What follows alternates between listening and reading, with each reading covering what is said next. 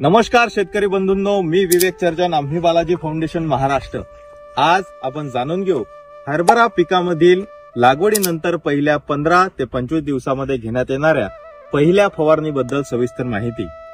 हरभरा पिकामध्ये सुरुवातीच्या पहिल्या 15 ते 25 दिवसांमध्ये मर रोगाचा प्रादुर्भाव हा सर्वात जास्त आपल्याला आढळून येत असतो।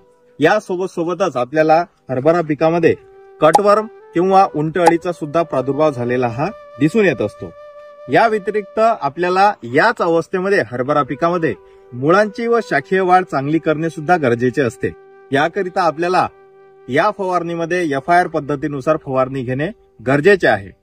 तर सर्वात आधी आपल्याला पहिल्या नंबरवर सुरुवातीला आपल्याला घ्यायचे आहे हरभरा पिकातील मर रोगाकरिता सिस्टेमिक प्लस कॉन्टॅक्ट असलेले बुरशीनाशक मेटॅलॅक्झिल 8% प्लस मॅनकॉझेब 64% कॉम्बिनेशन असलेले इंडोफिल कंपनीचे मॅटको 50 ग्रॅम प्रतिपंप आपल्याला घ्यायचे आहे, किंवा सायमॉक्झोनिल 8% प्लस मॅनकॉझेब 64% कॉम्बिनेशन असलेले इंडिकेम कंपनीचे व्हायब्रंट 50 ग्रॅम आपण या ठिकाणी घेऊ शकता।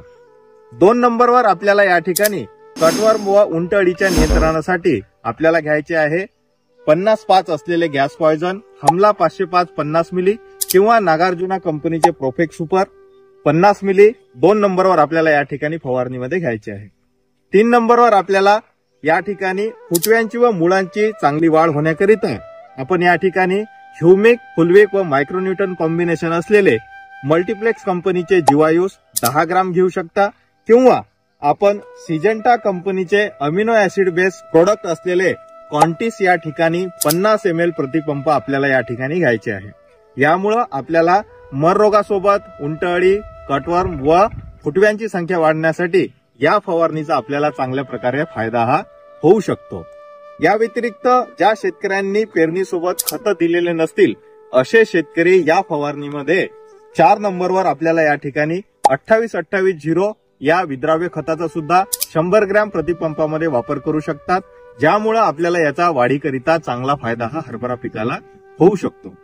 या व्यतिरिक्त आपल्याला काही हरभरा पिकामधील प्रश्न असतील, काही अडचणी असतील तर तुम्ही आम्हाला कमेंट करून नक्की कळवू शकता। अशा शेतीविषयक माहितीसाठी आमच्याशी जुळून रहा। धन्यवाद।